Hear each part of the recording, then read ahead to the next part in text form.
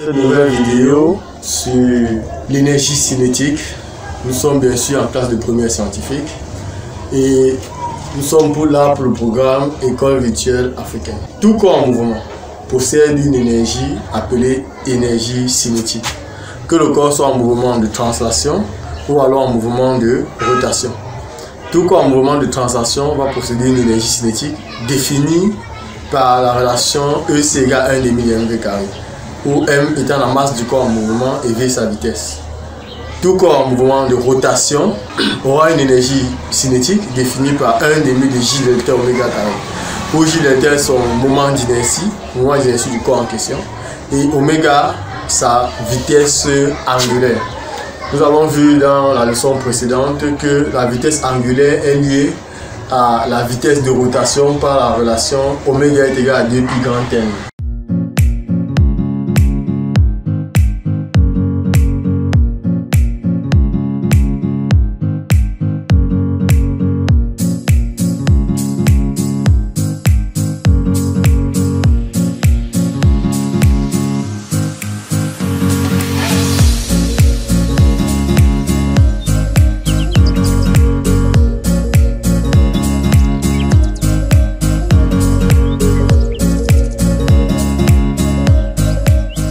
Donc ici, nous avons énuméré quelques cas où les solides ont un moment d'inertie défini tel que suit.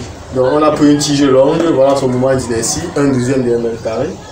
Un cylindre creux, moment d'inertie ml carré. Cylindre plein, 1 demi de ml carré. Un cylindre creux, c'est comme nous l'avons mis là, une bague par exemple. Alors, un cylindre plein, on va voir ça comme un disque. Un disque, bien sûr, pas un disque avec un trou à l'intérieur, mais un disque totalement compact et homogène.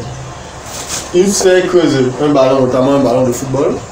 Une bille, on va prendre une bille de machine à écraser, ou bien de toutes les façons, une bille pleine, bien sûr, 2/5 de ml carré. Maintenant, pour un parallélépipède rectangle, un peu comme un livre, ou alors comme un carton, on a le moment d'inertie défini par ça, où A et B. A étant la largeur et B la longueur. Pour un parallélépipède rectangle, on a ceci. Pour un cône plein, un collet de glace, on a 3/10 de ml carré. Maintenant, il peut arriver qu'un solide, en effectuant son mouvement de translation, effectue aussi un mouvement de rotation. Déposons une bille par exemple sur un plan incliné. Pendant qu'elle sera en train d'avancer translation, elle sera en même temps en train de tourner rotation. Donc double mouvement de translation et rotation. Par conséquent, son moment d'inertie sera défini par 1 demi de mv carré pour la translation et 1 demi de j delta oméga carré pour la rotation. En troisième point, il y a un théorème très puissant qu'on appelle le théorème de l'énergie cinétique. Ici, ce théorème relie quoi? Ça relie l'énergie cinétique et la leçon précédente, le travail des forces. Ce théorème stipule simplement que dans un référentiel galiléen, la variation de l'énergie cinétique est égale à la somme algébrique.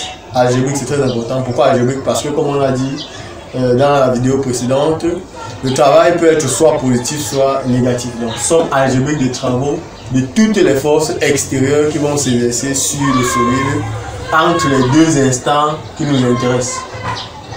Ça voudrait donc dire que énergie cinétique, comme c'est une variation, on prend l'état final moins l'état initial. Donc énergie cinétique finale moins énergie cinétique initiale est égale au travail de toutes les forces. Donc, supposons qu'on ait n forces qui s'exercent sur le solide, on aura donc travail de la force 1, travail de la force 2, etc. Travail de la force n. Prenons un petit cas d'un solide en mouvement de translation sur un plan incliné. Alors ce solide-ci est soumis déjà au poids et à la réaction normale.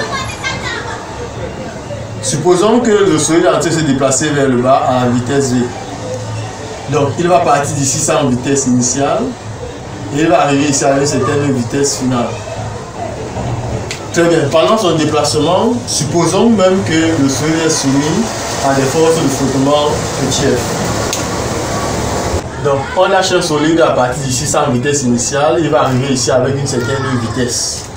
On va donc appliquer le théorème de l'énergie cinétique entre la position initiale et la position finale. D'après ce que nous avons dit plus haut, on aura donc énergie cinétique finale moins énergie cinétique initiale est égal au travail du poids plus le travail de la réaction normale le travail de la force de frottement. L'énergie cinétique initiale est égale à 0. Pourquoi? Parce que la vitesse initiale est nulle. Le travail de la réaction normale est égal à 0. Pourquoi? Parce que la réaction normale est toujours perpendiculaire au déplacement. Par conséquent, travail nul. Il nous reste le travail du poids, travail de la force de frottement, énergie cinétique finale, qui est 1 demi de M vitesse finale au carré, est égal au travail du poids. On sait que le travail du poids, étant donné qu'on quitte d'un point haut pour un point bas, le travail du poids mgh, où h étant l'altitude qui sépare le point de départ du point d'arrivée, moins fd, puisque le travail de la force de frottement c'est moins fd.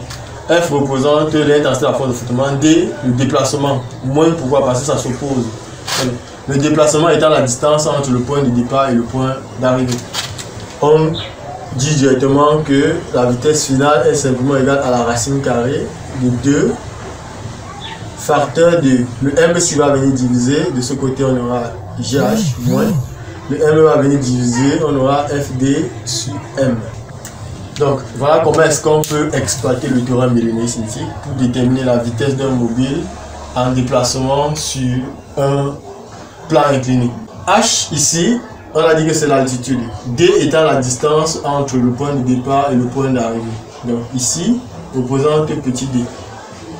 L'angle, si on appelle ça alpha, alors on aura donc quoi? H est égal à quoi? H étant le côté opposé à cet angle, on aura donc H est égal à D sinus alpha. Alpha étant l'angle du plan incliné par rapport à l'horizontale. À titre de rappel, si un plan est incliné de 15 degrés à une inclinaison de 15 degrés ou alors incliné de 15%, ça sous-entend que le sinus de alpha est déjà égal à 15%. Par conséquent, H sera simplement égal à D fois 15%. J'espère que vous avez eu assez d'explications pour la notion de l'énergie cinétique. Rendez-vous dans une prochaine vidéo. N'hésitez pas à vous abonner et à liker.